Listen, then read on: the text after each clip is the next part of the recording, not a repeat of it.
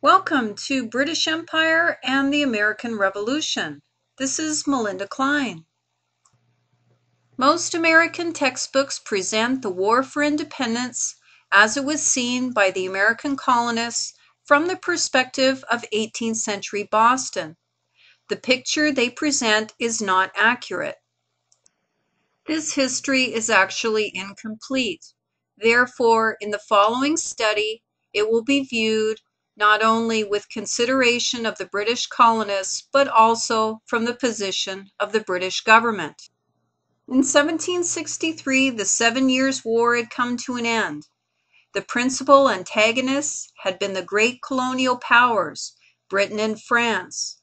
Although during its course the war involved nearly every country in Europe and had been fought in North America, the Caribbean, Europe, the North African coast, the Indian subcontinent, the Philippines, and in the Mediterranean. This is likened by historians to the First World War, 1914 to 1918, because it was waged over such a large portion of the globe. However, for the British government, winning this war came at a very high cost, and that cost ultimately was the colonies themselves in North America. The period is sometimes referred to as the end of the First British Empire, indicating the shift of British expansion from the Americas in the 17th and 18th centuries to the Second British Empire in Asia and later also in Africa from the 18th century. The long 18th century was the period in which Britain rose to a dominant position among European trading empires. After the Royal African Company's monopoly was rescinded in 1698, the British became the largest and most efficient carriers of slaves to the New World.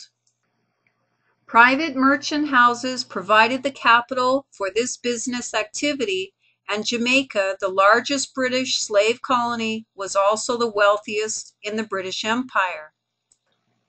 The loss of the 13 mainland American colonies in the War for Independence was a major blow to British imperial strength, but Britain recovered swiftly from this disaster and acquired additional territories during the long wars with France from 1793 to 1815.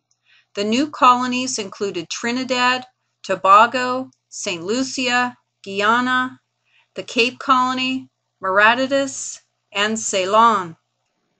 Revenue from slavery and the slave trade filtered back into the British economy in indirect ways, with bankers, insurance specialists, and country gentlemen all participating as active investors. Profits from slavery and the slave trade as a proportion of national economy was impressive. British manufacturing production received the additional stimulus of a large overseas trading bull that induced producers to increase productivity and introduce new technologies to meet this additional demand. Writing with the benefit of hindsight in 1818, John Adams, one of the central figures in the American Revolution, recalled that Americans were committed to independence in their hearts long before war broke out in America in 1775. Comments by Adams suggest that American independence was inevitable. This was not the case.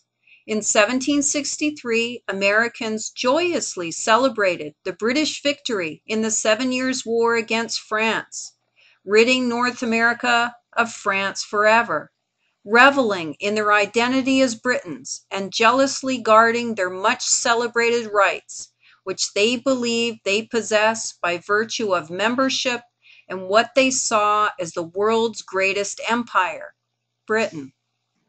However, in conjunction with the new government of George III coming to power in 1760, combined with the debt to win this war, the successive British government took decisions which resulted in the loss of the 13 rebellious colonies in North America.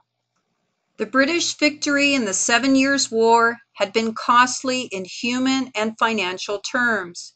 In 1763, George Grenville, the Chancellor and Exchequer, reckoned that Britain's deficit was in excess of £122 million.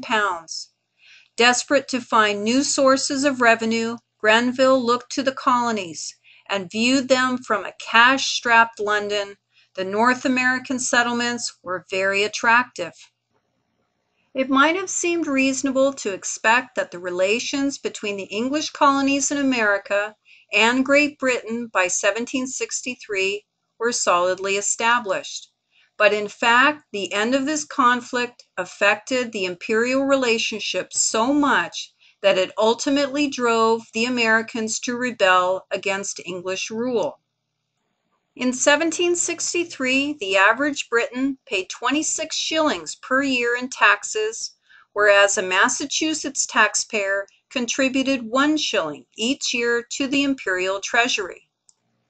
Americans, British officials concluded, benefited from the protection afforded by the British Army and Navy, and it would only be fair if they contributed to their own defense. So in 1765, Grenville, acting as Prime Minister, proposed a far-reaching tax for Americans and Parliament to adopt a Stamp Act in March of 1765.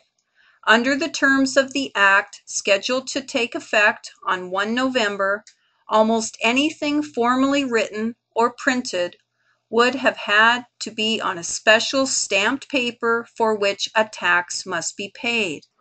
As the imperial crisis developed over the Stamp Act, neither British nor American political leaders demonstrated a willingness or ability to compromise. George Grenville resigned from the chancellorship in July 1765 at the height of the stamp crisis. In reaction to the Boston Tea Party, a bill was proposed to Parliament for an armed invasion of Massachusetts, called the Boston Port Bill, which passed without opposition in March 1774. Among other things, the bill provided that the port of Boston be closed to all shipping until the East India Company was repaid for the destroyed tea. By creating new laws, the British government demonstrated and exercised their political sovereignty over the colonies. The government in London was unimpressed with the constitutional arguments made by the colonists or the petitions and the resolves adopted by their assemblies. Thomas Paine was a Quaker, a writer, a radical intellectual and revolutionary born in England and later died in New York City in 1809. He emigrated from England to take part in the American Revolution. He donated the copyright of Common Sense to the states in rebellion, receiving no profits from the 150 to 600,000 copies printed. From January 1776 at its printing, the pamphlet Common Sense was very influential throughout the colonies. The document assigned all blame for the rebellion to George III and his repressive policies such as the Stamp Act, Tea Act, Quebec Act, and Massachusetts Acts.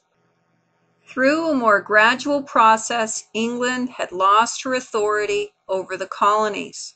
Throughout the pre-war decade, each time a law was passed or a decision made, Parliament thought the action was to be in the best interests of all concerned. One of the legacies here would be that the British government learned that this high-handed, clumsy manner did not work. Before the Revolution, Thomas Jefferson proposed Dominion status and staying within the British Empire. In the 19th century, when Canada, Australia, and New Zealand were clamoring for their independence as well, Parliament saw it prudent to offer them Dominion status, keeping them within the British Empire and creating a part of what we know as the Commonwealth of Countries.